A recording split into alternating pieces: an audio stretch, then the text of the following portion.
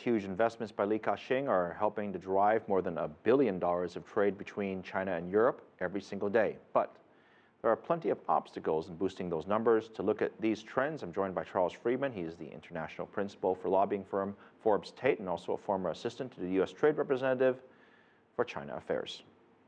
It's good to see you here. It's no secret there's been a lot of trade between China and Europe, China and the U.S. What makes this particular deal, I guess, any different than any other deal that we've had in the past? I'm not sure it's that overwhelming. I just think that both the size of it and the context for it, and really the shift from looking at China as a destination for this kind of investment as to more of a source for investment.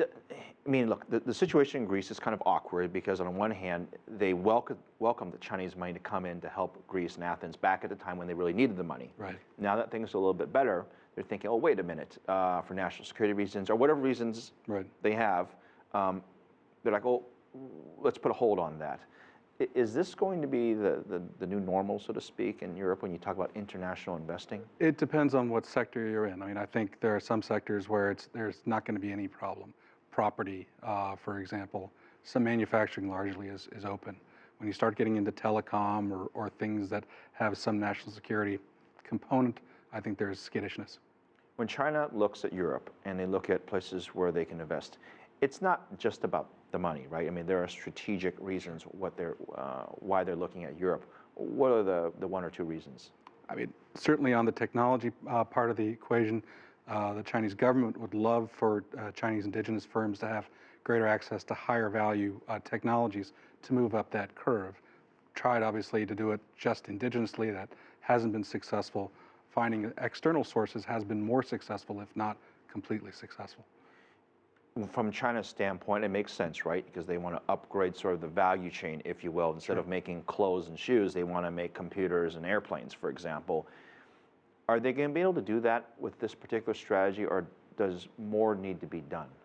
I mean, why not partnerships, for example? Well, I think that's where we're ultimately headed. I think to approach it as a zero sum is not going to work. And if you look at some of the private firms, the Tencents, the Alibabas, the Baidus, when their external strategy is really about building technologies that help their global platform. It's less about driving the indigenous Chinese market or doing things for strategic reasons. And I think that ultimately is where the successes will be had. From Europe's perspective, what do they get out of the Chinese investment? Is it access on the other side, or is it just about the money? I wish it were more strategic. I think it's just about the money in this case, particularly if you look at where values in Europe are and how limited banks are in their ability to lend money or willingness to lend money at this point. When you look at China's strategy of buying up resources around the world, I mean, it's for national reasons. Obviously, there's a big part of that. But also, is there a point where they could do maybe too much and it brings out sort of the nationalists in the country that they're in? Yeah, there's certainly a part of that can happen. We've seen that happen before with waves of investment from countries into the United States, and you've seen that in Europe. There's a certain xenophobia that does take hold.